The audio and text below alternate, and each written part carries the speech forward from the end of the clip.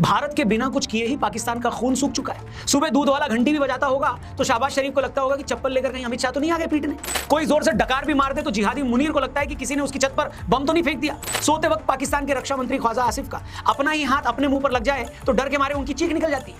एक वक्त जो बेगैरत हाफिज सईद भारत को धमकी देता था कि अगर हिंदुस्तान ने पाकिस्तान का पानी रोका तो खून की नदियां बहा देंगे, सुना है जब से मोदी ने पाताल से ढूंढकर मारने की धमकी दी है तब से वो अपने खुद के जांघिए में मुंह छिपाकर बैठा है।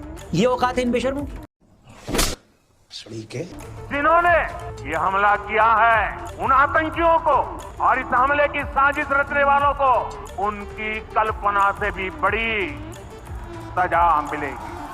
और अभी तो भारत ने कुछ किया भी नहीं है। अभी तो हमने सिर्फ इंडस वाटर ट्रीटी को सस्पेंड किया है। पाकिस्तान को समझ में आ गया है कि अगर सच में हिंदुस्तान ने आने वाले कुछ सालों में डैम बनाकर पाकिस्तान आने वाला सारा पानी रोक दिया तो वैसे ही सारे मारे जाएंगे। पाकिस्तान के 70% लोग आज भी खेती पर डिपेंड करते हैं। इस खेती के लिए 90% पानी भारत से आने वाली नदियों से मिलता है। अगर भारत ने ये पानी भी रोक दिया तो बिना युद्ध के ही ये भिखारी मुल्क जिंदा दफन हो जाएगा। 4 दिन हो गए हादसे को, मगर सरकार के एक मंत्री ने भी पाकिस्तान का नाम तक नहीं लिया। लेकिन ये बेगैरत अभी से खटारा मोटरसाइकिल की तरह धुआं छोड़ने लगा था। इनके मंत्री भारत को न्यूक्लियर बम की धमकी दे रहे हैं। और कोई आपने तमाशे करने पाकिस्तान के साथ। याद रहे कि शहीद जुल्फिकार अली भुट्टो ने इस मुल्क को न्यूक्लियर वेपन दिया था। LOC के पास इनके फौजी गोलाबारी कर रहे हैं। उनके उधार के लड़ाकू विमान बेवजह हवा में उड़कर तेल फूंक रहे हैं। और ये सब तब है जब भारत ने अब तक युद्ध की बात तक नहीं की है। हमने सिर्फ ये कहा है कि जो भी वहशी पहलगाम में जो वारदात हुई उसके पीछे हैं उनको छोड़ा नहीं जाएगा। लेकिन खुद वहशी होने के नाते पाकिस्तान को पता है कि अंकिल बात तो हमारी हो रही है और हमारी तुड़ाई शुरू होने वाली है। अभी मजा आएगा ना भिड़ो। और दोस्तों जैसी खबरें आ रही हैं ना, मैं दावा कर सकता हूं कि इस बार जो पाकिस्तान की हालत होगी, अगर सब कुछ उस प्लान के हिसाब से हुआ तो अगले सीजन में IPL में आपको 10 की बजाय 12 टीमें दिखी। पाकिस्तानी फौज ने जोश जोश में आकर पहलगाम में कत्लेआम तो कर दिया है। अब उसे भी ये समझ में आ रहा होगा कि इस बार मामला उनके हाथ से निकल गया है। आप खुद सोचकर देखिए, जिस मुल्क को $1-1 बिलियन की भीख मांगने के लिए सऊदी अरब से लेकर वर्ल्ड बैंक और चीन तक धक्के खाने पड़ते हैं, अगर ऐसे मुल्क को 10 दिन भी युद्ध लड़ना पड़ गया तो उनकी क्या हालत होगी। खत्म।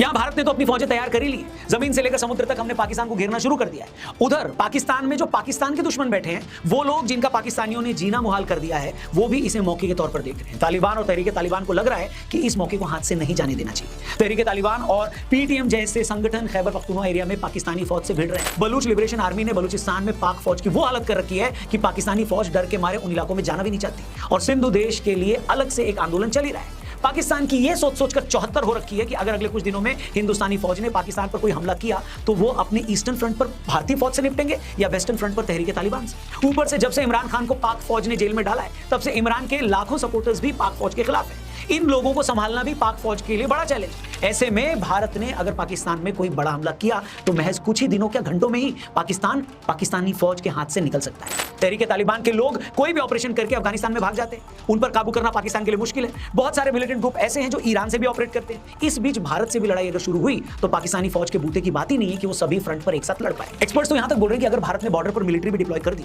और बदले में पाकिस्तान को अपनी फौज भी बॉर्डर पर कुछ महीने लगानी पड़ेगी तो उसी का इतना खर्चा हो जाएगा कि उसी में बर्बाद हो जाएगा।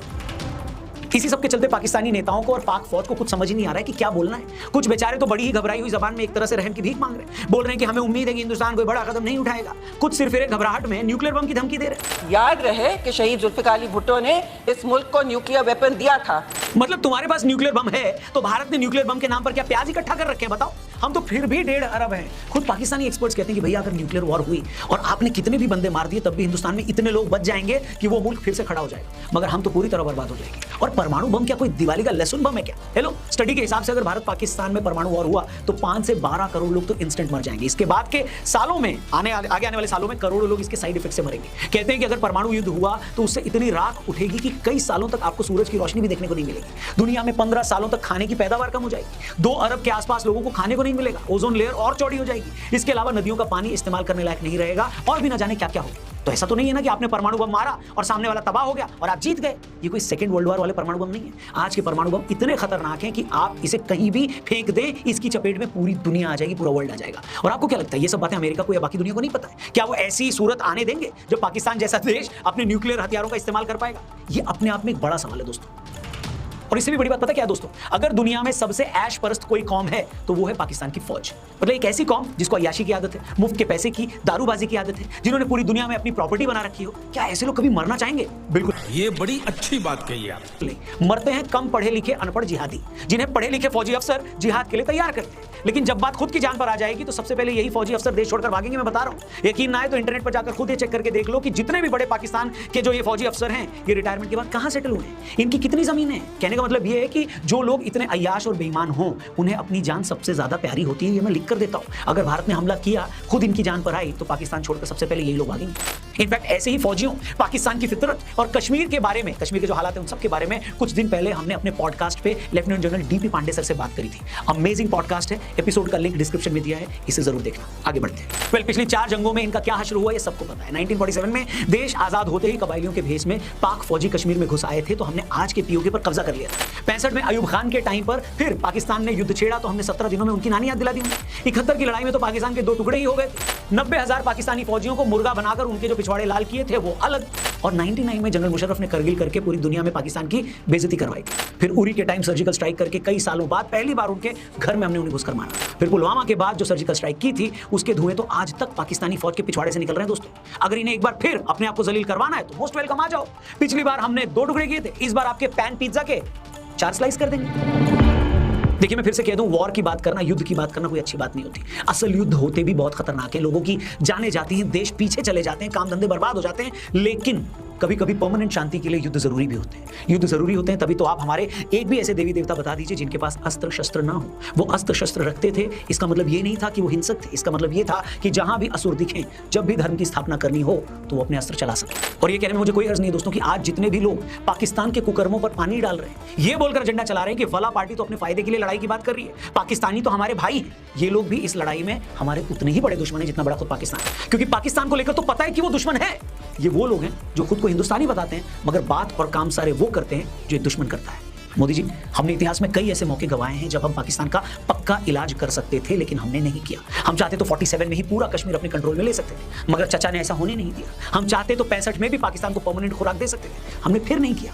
हमने 71 की जंग में भी पाकिस्तान का 5 से 6,000 वर्ग किलोमीटर का हिस्सा कब्जा लिया था, जिसमें पंजाब, सिंध और जम्मू कश्मीर के कई इलाके थे, मगर शिमला एग्रीमेंट करके हमने पाकिस्तान को फिर बख्श दिया। 99 में करगिल के टाइम भी हम चाहते तो LOC क्रॉस कर सकते थे, उसी वक्त POK को वापस ले सकते थे, लेकिन तब भी हम रुक गए। लेकिन मोदी जी, इस बार ये गलती मत करिएगा, ये पूरा देश कह रहा है। आखिर कब तक हम इन जिहादियों को माफ करते रहेंगे? आखिर कब तक ये हर बार हमारी दरियादिली का फायदा उठाकर फिर से हमें जख्मी करते रहेंगे? 1000 साल का इतिहास रहा है कि धोखा देना इनकी फितरत है। पूरा देश चाहता है कि इजराइल के नक्शे कदम पर चलिए, अपने दुश्मन को उसके पैरों पर खड़े ही मत होने दीजिए, उसे इस लायक ही मत छोड़िए कि वो दोबारा कभी आंख दिखा पाए। जियाउल हक ने कहा था कि वो भारत को 1000 जख्म देना चाहते हैं। हम चाहते हैं कि पाकिस्तान के 1000 न सही दर्जनों टुकड़े तो कर ही दिए जाए। अपने बलूच भाइयों को, सिंधी भाइयों को, पश्तूनों को पाकिस्तानी फौज के कब्जे से आजादी दिलाई जाए। दोस्तों नमस्कार, वीडियो पसंद आया हो तो लाइक और शेयर करें। ऐसी न्यूज़ देखने के लिए हमारे YouTube चैनल को सब्सक्राइब जरूर करें। धन्यवाद। जय श्री